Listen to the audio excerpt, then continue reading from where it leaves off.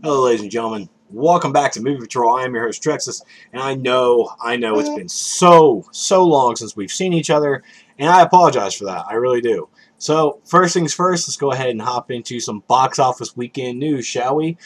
4 weeks in a row, The Hunger Games tops out the box office weekend with an impressive, still, $21 million. Right there in number second is going to be The Three Stooges at $17 million, which is not bad. It's kind of right there in the middle. I should say. It's actually it did well, better than I thought it was going to do.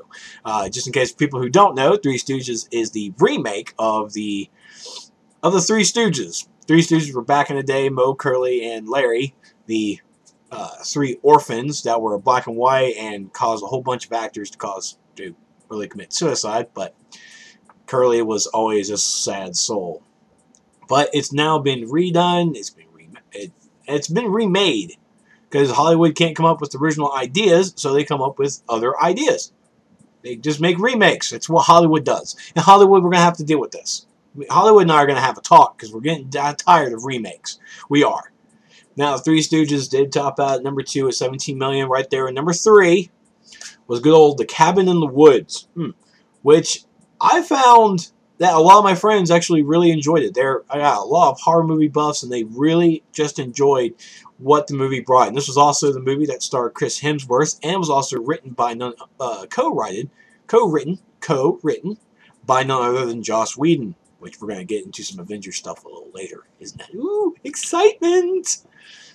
But that was your weekend. Hunger Games 4 in a row. I have to say, I can't wait to see what comes out this weekend to see who can top the Hunger Games. So, onto some movie news. Actually, Ben Kingsley has been. I think it's now been official that Ben Kingsley is going to be a villain in the Iron Man 3 movie. So, I now wish I had time to go to Wilmington, North Carolina, to go to Iron Man 3 to be part of the set, because Sir Ben Kingsley is there. Sir Ben. God. That movie is just getting better and better with the cast. And I wish I could be a part of it, but sadly, I'm here. I'm stuck. But for those on the East Coast that are able to get themselves over to Wilmington, North Carolina, please become an extra. Bring me some footage or something, and I will give you all bunch of credits on my videos. Please show them what the East Coast can do. All right. Wilmington. Sorry, my eye has just been bothering me all day. It's not pink eye. It's not pink eye. Don't say things like that. Bad internet. But onto some other movie news. Woo, unprofessional. On some other movie news. It's been reported that Ghostbusters 3 has been in the works for quite some time. Dan Aykroyd has finally gotten the script well together. It's been reported as well that it's in suspended animation. That's his words. That's in his words. It's been in suspended animation. They don't know what they're going to do. So, man, my eye is just killing me. So we're looking at whether or not Bill Murray is going to be in it or not. We don't know. I just don't know. Man, my eye is just really killing me. Sorry. That's what happens when you look at a computer screen all day long. And probably I'm just tired. Man. I don't mean to flip anybody off, but I always use my middle finger when I'm having to rub my eye because I don't care. I'm stupid. But it has been reported that Bill Murray has been nonstop saying no, no, no. He doesn't want to be part of it. He doesn't want anything to do with it. Now it's coming out saying that it's a possibility. Come on.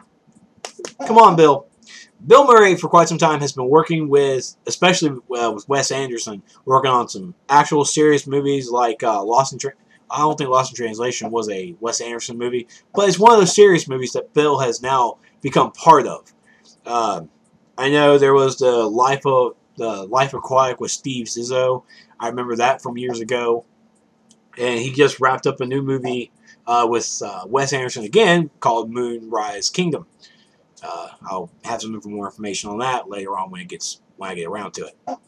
But it's now saying that it's a possibility that Bill could be part of Ghostbusters 3. Yes! Yes! We want Bill in number 3. We want him. We want the threequel. We want more Ghostbusters. Now, whether or not this will kickstart a new line of Ghostbusters. I don't even want to put money on it. I don't even want to mention it. I just want to see Ghostbusters 3 and call it even. Alright? And last but not least, this really isn't movie news per se.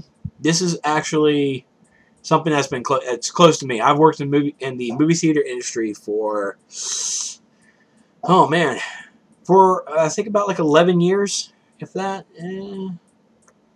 Yeah, 11 years. I've worked in the movie industry for 11 years. I started as an usher, worked myself to projection. I've become a manager. I'm not part of the industry anymore, which I am very sad about, but one day I'll get back into it, hopefully. But it's the transition between 35mm film, which is acetate film, it's the strong stuff, and then into digital format. Now, if you don't know what a 35mm film is, think of it this way. Think of the old Polaroid when you had to take a camera, that camera came out and you have to fold it. Think of that as 35mm. Think of it. It's not really it, but think of it like that. And then you come into digital cameras, where it just saves onto a flash drive, onto a little memory card, and you can take it wherever you want.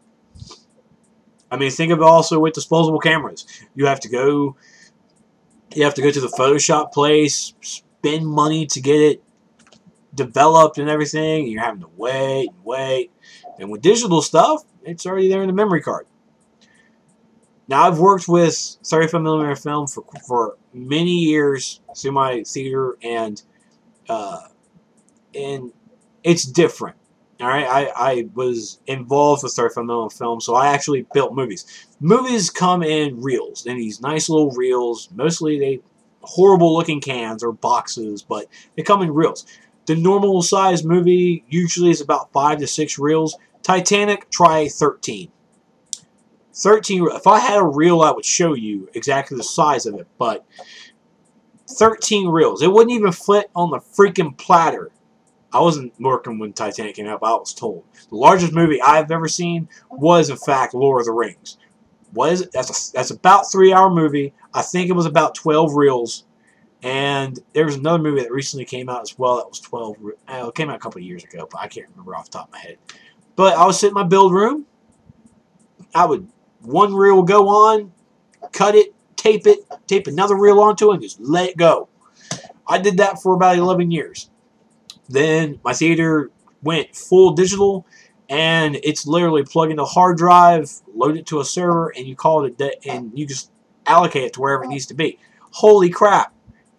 That process makes it simple, but we're talking about 35mm film being technically obsolete.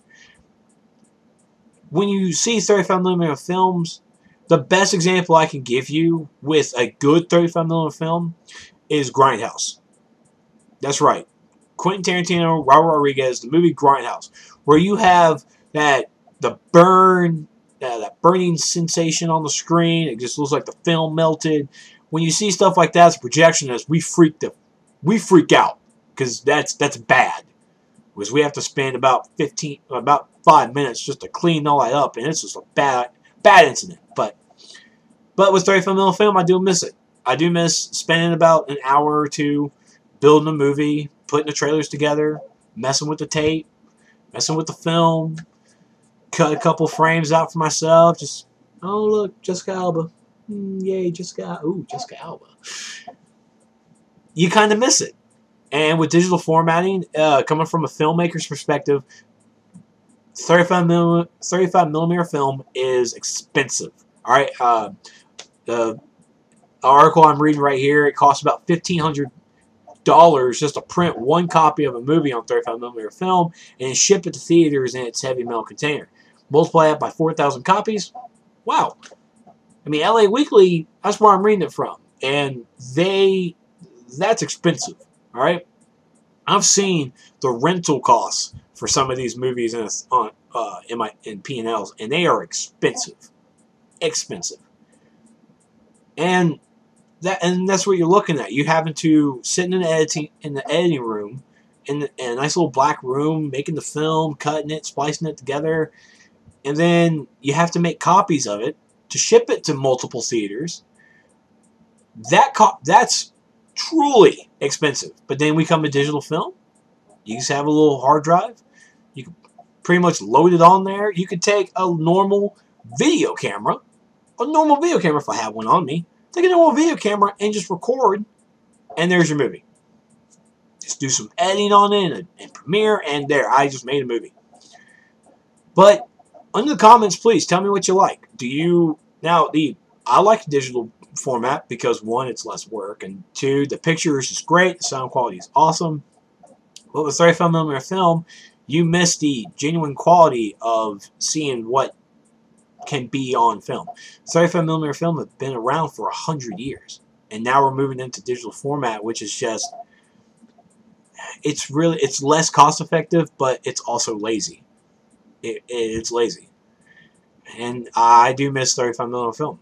And so, please, for the people who understand what I'm talking about or want to leave a comment in the section below, please go down there, leave a comment. Even if you hate me or like me, whatever. Just leave a comment. Do you like 35mm film? Or do you like digital film? Or digital format, I guess. I don't know. Leave your comments in the section below. But this right here is from Movie Patrol, from Movie News. Thank you all for watching. And more videos are on the way this week for all my other video game stuff. And I hope you guys take care. And I will see you guys next time. Yeah.